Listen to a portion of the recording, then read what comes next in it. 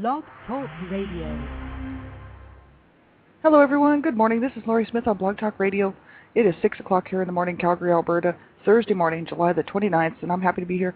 This is One Child Abuse Survivor to Another, and we're on for 30 minutes. It's a live internet streaming radio broadcast from blogtalkradio.com.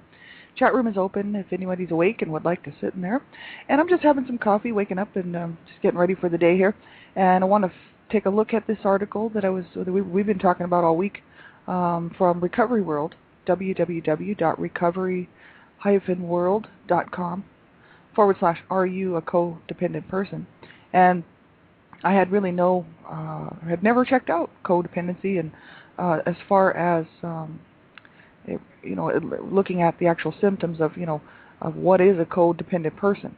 And so I'd heard about it, and in my lifetime I've heard about it quite a bit, and people mentioning and saying things like, well, I think so-and-so was codependent, or it seems to be they were codependent or whatever. But I had never really looked into it. And so I found some great information. I just thought I'd pass it on. And it's very interesting to me because, especially people that grow up around a lot of if you've grown up in an abusive home, domestic violence, or drug use, alcoholism and whatnot, there can be some codependent behaviors going on. And so I really wanted to take a look at this just for me to see if I'm kind of codependent, you know what I mean, just so that I could, not to diagnose myself, but just to see if I'm actually just sort of see some of the, or relate to some of the actual symptoms and what people do when they are codependent. And it is quite interesting, and I think that a lot of people suffer from this, and it's probably especially people that would have a real serious case of codependency, would be very hard on them. I think my mom was kind of codependent just from looking at this information, and it would be a struggle for sure, right? It's hard on people. All this stuff is very hard on people. I'm not a therapist, not a counselor. I don't have any certificates in those areas.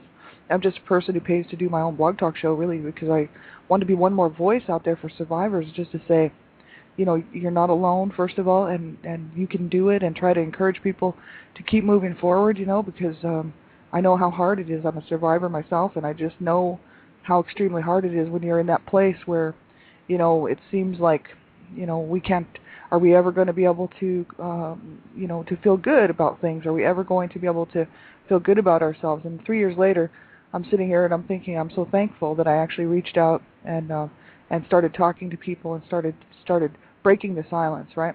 That was my way of releasing what needed to come out and helping me to start my healing journey. But everyone's different, but as long as we all need different things and for many different reasons. But as long as we just know that we can reach out and we can get some help, I just want to be one more voice to encourage people and try to say, you have to stay here and you have to do it, and giving up and is never the answer, right? And it's hard, but it does get better. And I've just talked to too many survivors out there who say the same thing. It doesn't mean that it's easy, and it can take a long time. So we all have to move at our own pace in our own healing journey, and we have to be careful we're not triggered and kind of fall back into some bad feelings and whatnot that can make us feel really bad. So you have to listen to my show with discretion. I talk about everything related to abuse. That's what the show is about. So if the topics of abuse bother you, you have to turn the show off, right? You would not be hurting my feelings, and you have to listen. Ultimately, it's your choice to listen, and you have to be very sure of the material and whether or not you would like to listen. If you're just feeling kind of like, I don't think I can handle that today, you can always come back and listen to an archive, right? Because the archive will be there. They're just sitting there, right? So you can always listen another time when you're feeling better and feeling a little bit stronger. Maybe have somebody with you, support person. That's a good idea. I've just read and seen too much stuff out there that says, when we're on our healing journey, it's a good idea to have someone in our lives to help support us through this stuff, right? And so many times, sadly, we don't. We're just suffering on our own, and I'm speaking from experience. And, there is no one there, right? That was me 3 years ago. So now, I've got hundreds of people reaching out to me, hundreds of people that have, seriously pulled me along because I started talking and I started to reach out and got involved with some online child abuse survivor groups, and which made all the difference, you know what I mean? Because these hands were all reaching out to me to say, look, you can do this. We can do this together.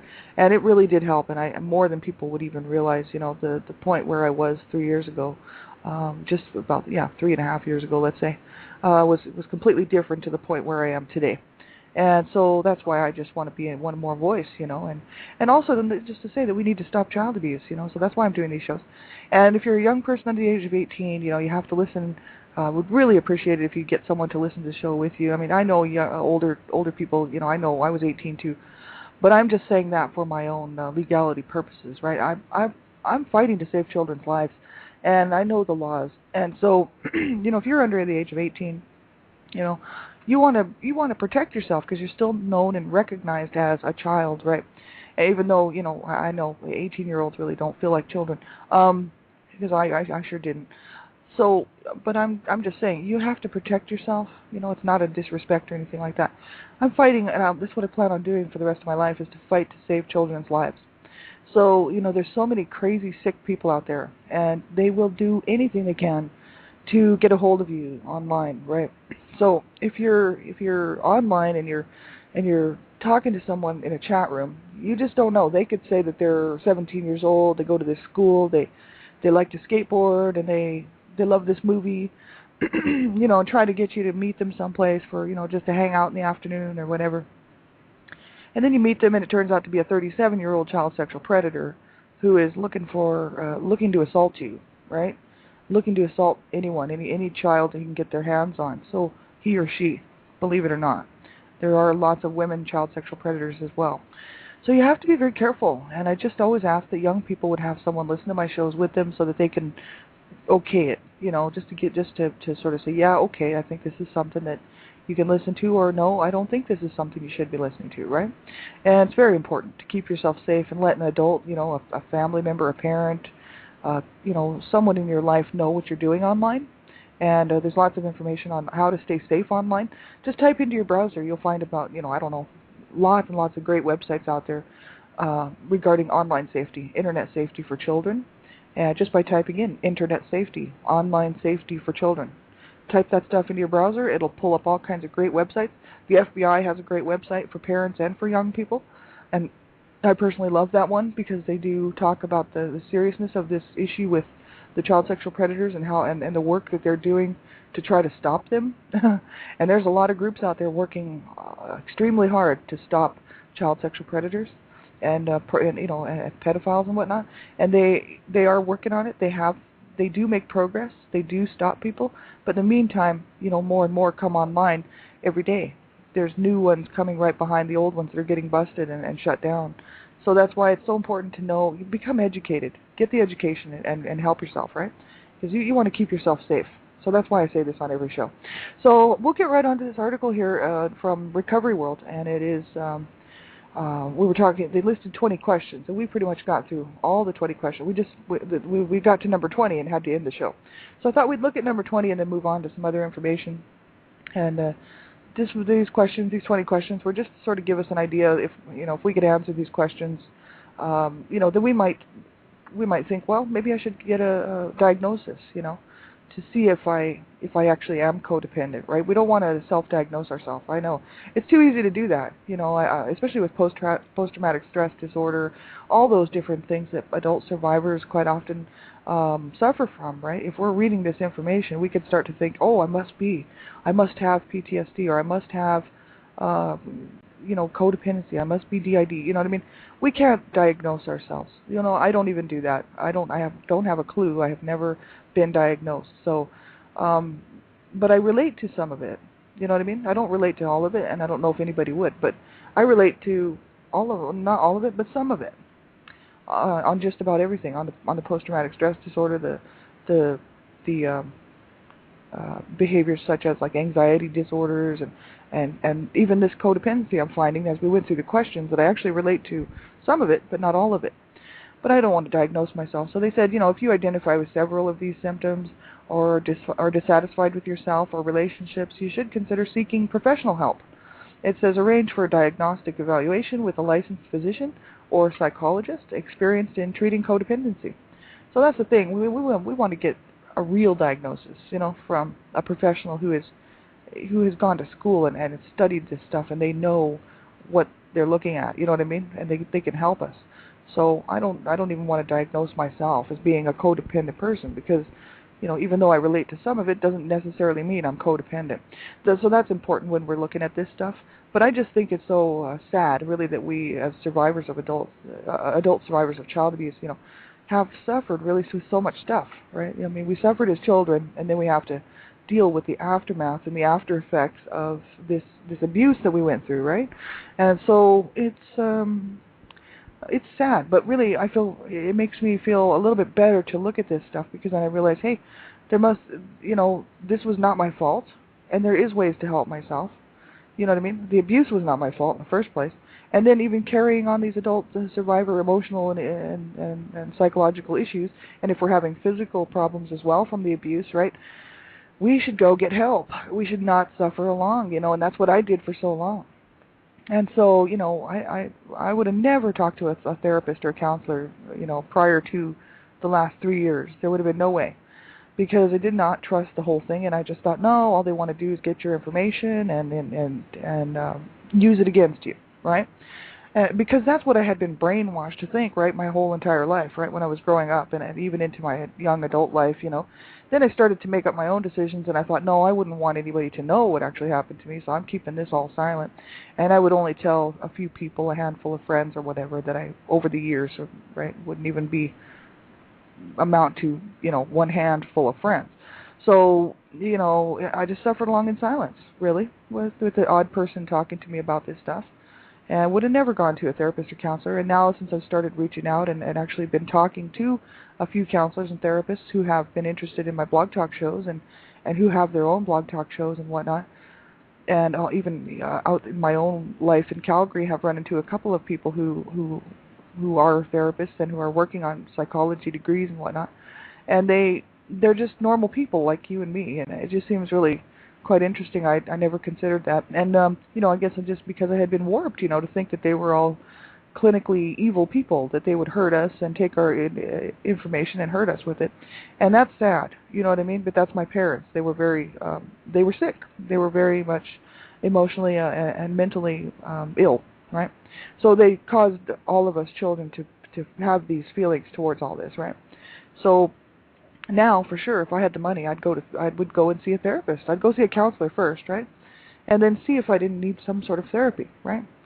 And, and be perfectly fine about it. Because now I realize that people are really out there to help. There's a lot of good people out there, and I'm starting to see that, and I didn't used to feel like that, and I didn't used to trust anybody, and I had huge issues with that.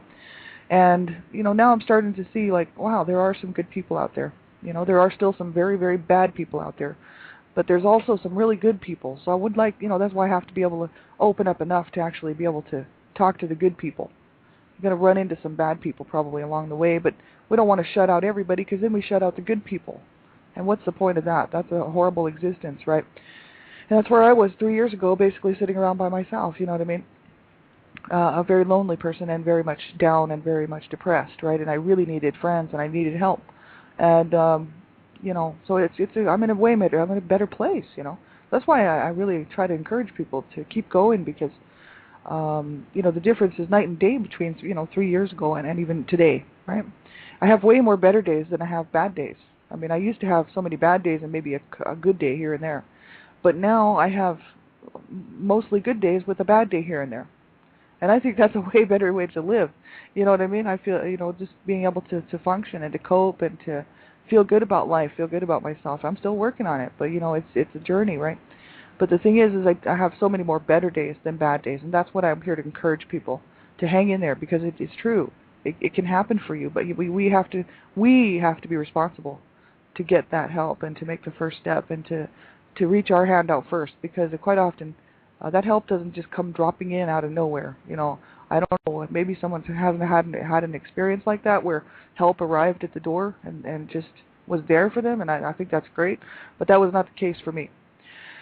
I had to reach out to get help, which means I had to be open and honest and deal with what was going on in my mind and in my heart and in my life and emotionally, and just really sit down and do some serious heavy-duty thinking, and then be the first one to reach out. So I started doing that, And I realized that really it was up to me to take that step, because no one was going to be able to do that for me.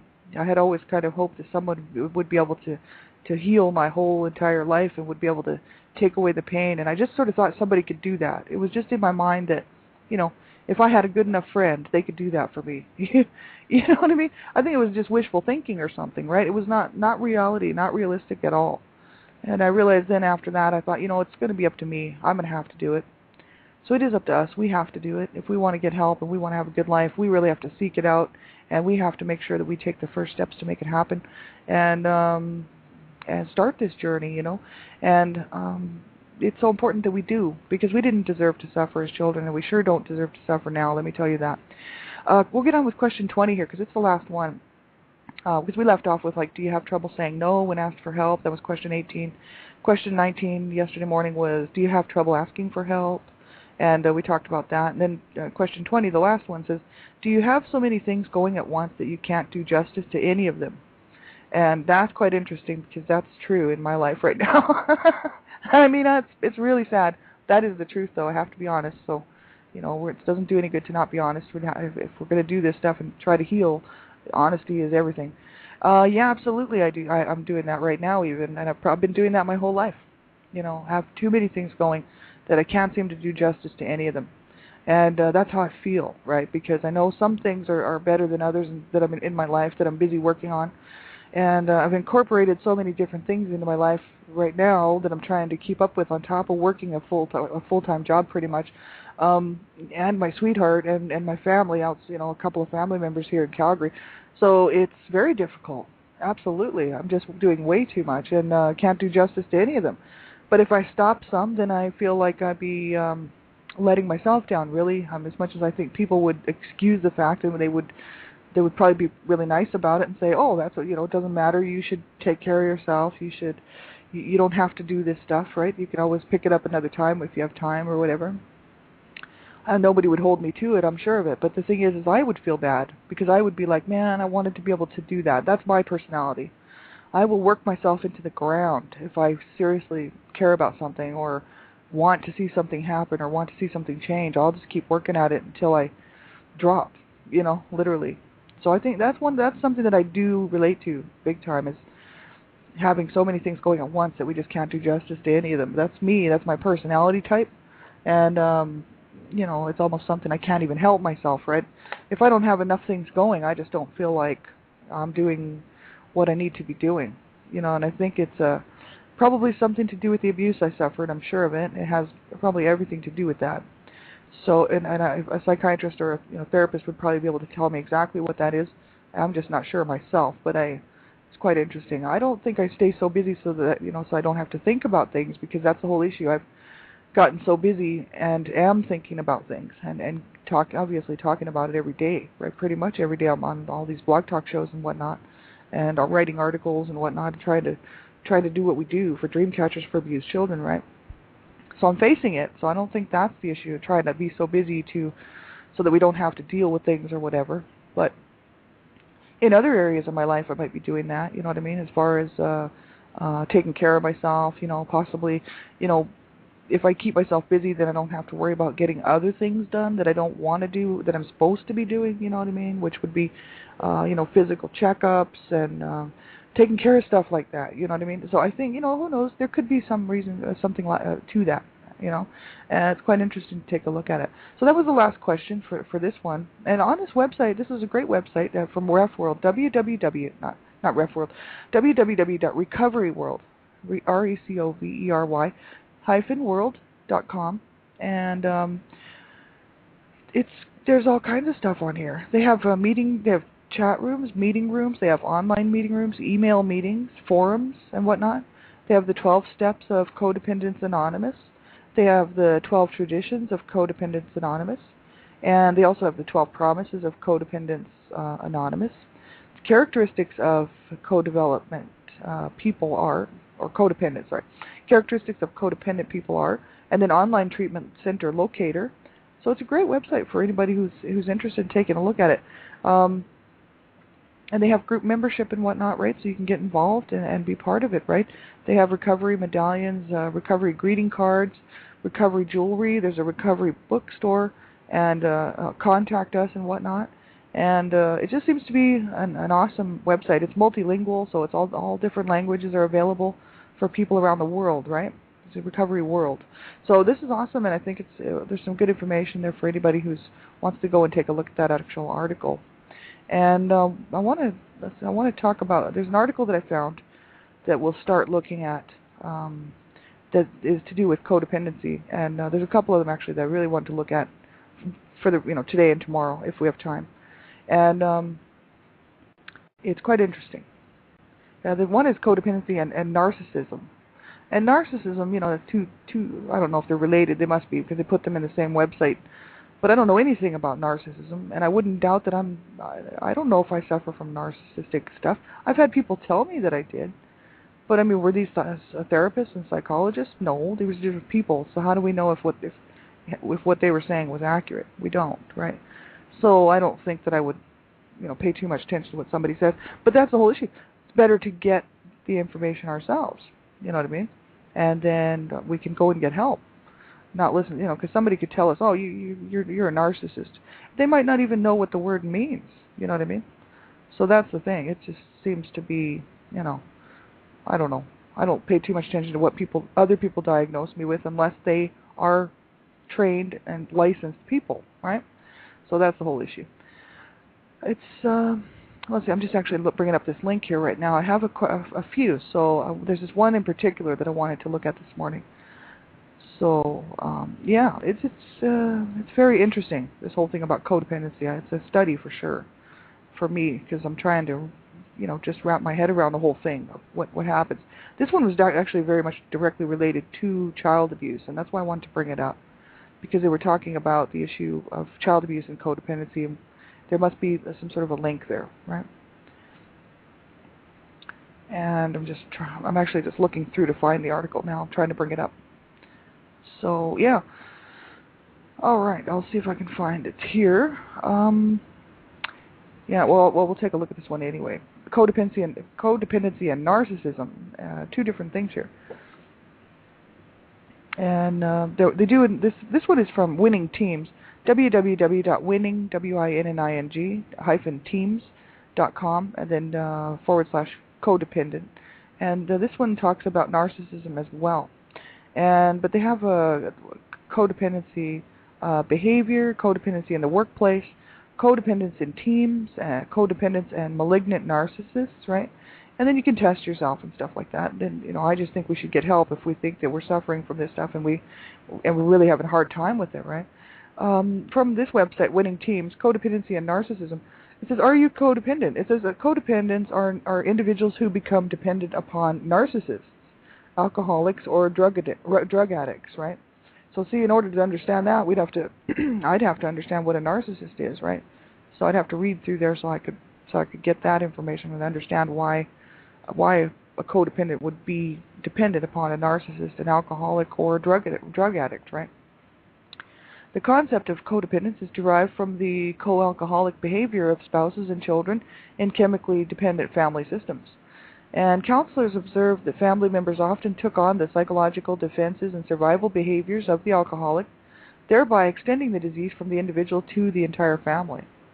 And in the same way, codependents take on the psychological defenses and survival behaviors of the narcissist, thereby extending the narcissism from the individual to the entire household or workplace. And codependents often don't know where they end and others begin, and there is a lack of clearly defined ego boundaries. So I think we even might have started looking at this article the other day, just reading through that. So it says codependents often don't know where they end and others begin. There's a lack of clearly defined ego boundaries. That's quite interesting, where a person, I guess, they don't know where their personality ends and somebody else begins. They just sort of take on everybody's personality, maybe. I don't know if that's something that's right or not. But it seems like that's what they're saying. It says the following definitions of codependence describe how the codependent feels and what he feels he must try to achieve. So that would be he or she probably right here. They're just not saying that on his website, but anybody. A pattern of painful dependence on compulsive behaviors and on approval from others in an attempt to find safety, self-worth, and identity, and that's quote-unquote. So that's a pattern of painful dependency on compulsive behaviors and on approval from others in an attempt to find safety, self-worth, and identity. That's interesting. Here's another one that they list here. The condition wherein one person tries to control another and to be responsible for the consequences of the behavior of that other person. And that's a quote-unquote. That's what they're just listing here. It says this definition of codependence goes some way to explaining what causes codependency. And they list here a pattern of coping which develops because of prolonged exposure to and practice of dysfunctional family rules that make difficult the open expression of thought. That's interesting. Well, then we must be somewhat codependent. I don't know, because we're very dysfunctional. Our family was so dysfunctional, and still is. A pattern of coping which develops because of prolonged exposure to and practice of dysfunctional family rules that make difficult the open expression of thought. Well, that's very interesting. Codependency is a condition that affects a large percentage of the adult population in varying degrees. Other terms often used for codependent behavior in relation to narcissism are enabler, follower, covert narcissist, and inverted narcissist, and a co-narcissist. So that's what, I guess that's quite a few people in varying degrees have those behaviors, right? As an enabler, a follower, a covert narcissist, an inverted narcissist. That's very interesting. It says codependents seek security both at work and at home. So they are drawn to individuals who are or appear to be confident, positive, and self-assured. Narcissists display these very qualities, displaying an air of superiority, grandiosity, and self-importance. Codependents admire these qualities, and narcissists crave admiration. Well, see, I completely get this, because I had a best friend who was like that. She was the narcissist, and I was the codependent. And I needed, it was very reassuring to be around her, because she was very confident. She's a mover and a shaker. She could get things done. She was very much looking out for my behalf, as well as her own, because she needed the attention from me that she would get, because she would do all these awesome things for me. And I mean, it was a great two-way street there for a while, but it didn't last. We eventually broke off as friends, and it's really unfortunate, because she was very gifted, very talented woman, very much a good person who wanted to help so many people, and she was a very good person, I have to say. And we broke off our friendship a few years ago, and it's very sad how it happened, but we don't trust each other now, so we're just like, no, we don't want to get back into it, but I just love her dearly, always will. And but yeah, I can see that. She was the narcissist. She needed that attention. Look at me. Look what I'm doing. I am so capable. I am so good at what I do. I'm perfect, right? And me, I was there so happy to support her, because I needed to be around somebody like that for security, for safety, for every other reason.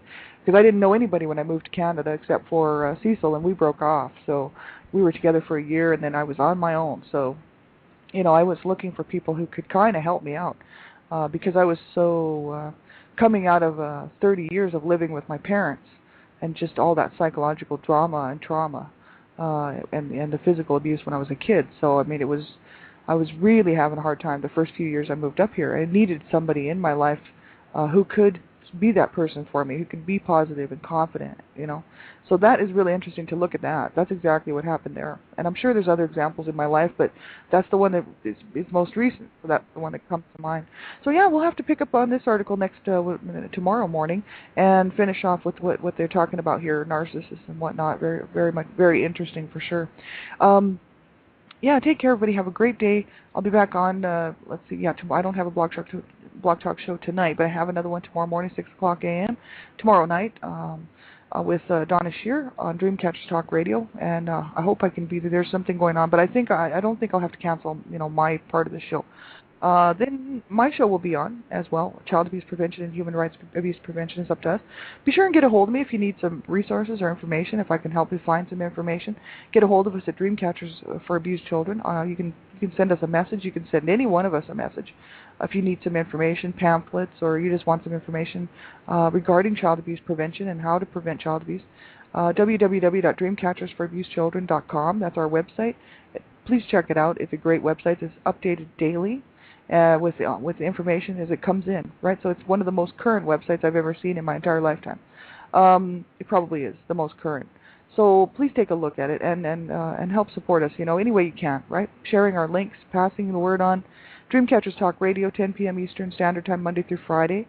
with different hosts, and we do our best really to get the information out to people. We have guests coming on.